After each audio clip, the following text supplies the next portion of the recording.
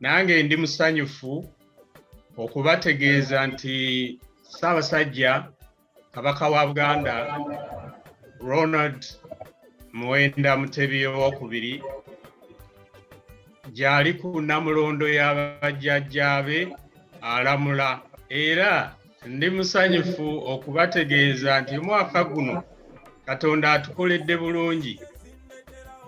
Ssaabasajja agenda okuweza emyaka 28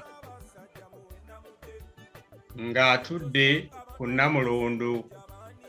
Wano mu Bungereza naffe tujja kubeera n'amatikkira agaffe tugenda gakola nga 8 Augusito essaawa ez'emisana.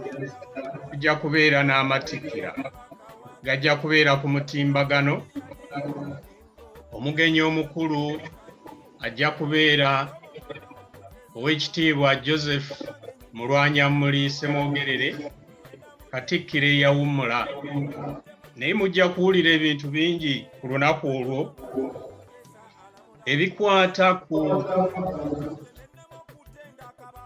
ebikoleddwa mu myaka gino Ssaabasajja gy'abadde ku Namulondo. Ffe tugezezzaako okubaleetera ebya Kabaka Foundation, kubanga Kabaka Foundation yazaalibwa wano Bungereza. Abamu muyinza okuba nga temukimanyi, naye yazaalibwa wano Bungereza. Ssaabasajja nga akolagana n'abantu abalala nga Dr. Magoye, Christine Musaara, Lord Montague, be baakola Kabaka Foundation. Naye omulimu gwekoze e Buganda munene.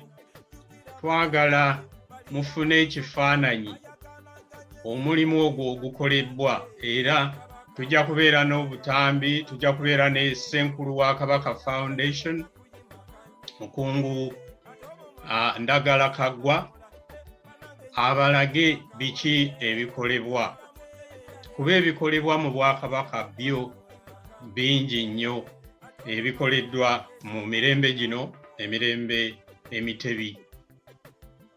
Era tusuubira nti mwenna tunaabeera nammwe ku lunaku olwo.